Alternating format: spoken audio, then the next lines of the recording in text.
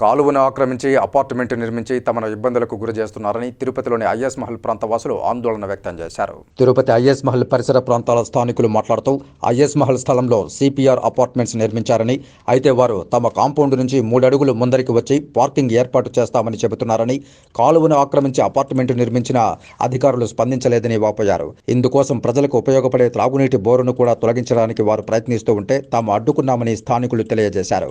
రాకపోకలకు అంతరాయంగా మారిన ఈ నిర్మాణాన్ని తాము వ్యతిరేకిస్తున్నామని, అధికారులు స్పందించి సత్వరం చర్యలు తీసుకోవాలని ఐఎస్ మహల్ పరిసర ప్రాంతాల స్థానికులు బాలయ్య, బేబీ, ధర్మయ్య విజ్ఞప్తి చేశారు.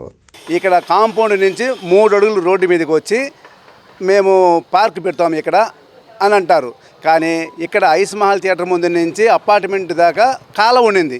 ఆ కాలువని పూర్తి చేసి ఈరోజు మేము పార్కింగ్ పెడతామంటారు. కానీ ఆ పార్కింగ్ పెట్టడం గురించి ఇక్కడ చిన్న రోడ్డు, ఈ బొమ్మగుంటలో చిన్న చిన్న సందులు ఉంటాయి. ఈ సందులలోకి కనీసం ఆటో, స్కూటర్ పోవడానికి సౌకర్యం కూడా ఉండదు.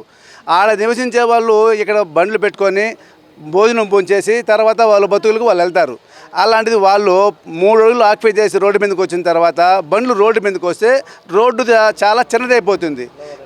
కాబట్టి ఇక్కడ తాగునీరు కోసం ఒక బోర్ ఉంది. ఆ బోర్ని కట్ చేస్తామని చెప్పేసి మొన్న వచ్చారు.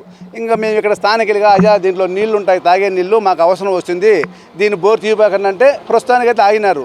మాకు మున్సిపాలిటీ వాళ్ళు పర్మిషన్ ఇచ్చారు, మేము ఇక్కడ పెడతాము అని గట్టిగా వాదిస్తున్నారు. ఇక్కడ కాలువ ఉనింది, మాకు కొంచెం బాగునింది, నీళ్లు గిల్లు ఉన్న పోయేదానికి అన్నిటికీ. ఇప్పుడు ఈ కాలువని వాళ్ళు ఆక్రమించి ఇక్కడ జాగా అడ్డుగా కట్టేసి ఇప్పుడు సందుల్లో మాకు చిన్న సందు, మా ఇంటి ముందర కనీసం సైకిల్ పెట్టుకునేదానికి కూడా దారి లేదు.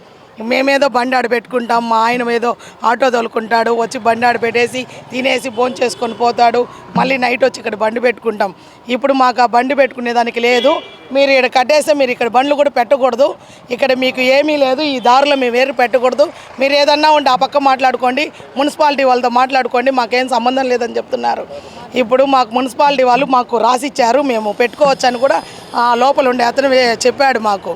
మునుపు అది ఖాళీ జాగా ఉన్నా అక్కడి నుంచి దాదాపు ఒక 150 అడుగుల దాకా కాలువ ఉన్నింది. వాళ్ళు ఇప్పుడు అపార్ట్మెంట్ కట్టుకుంటూ ఆ కాలువను పూర్తి చేసి ఆ నీళ్లు అంతా మా సందుల్లోకి అంతా వచ్చేస్తున్నాయి. పైగా ఎవరంటే చిన్న రోడ్డు, ఒక సైకిల్ పాడ పెట్టుకొని కూడా మాకు అవకాశం లేకుండా పోతుంది. అడిగితే మీరు మున్సిపాలిటీకి చెప్పుకోండి, మున్సిపాలిటీని అడగండి, మమ్మల్ని ఏంటి అడుగుతానని అంటున్నారు. దయచేసి ఈ ప్రభుత్వం కానీ మున్సిపాలిటీ కానీ మాకు సహాయం చేయమని, న్యాయం చేయమని కోరుతున్నాం.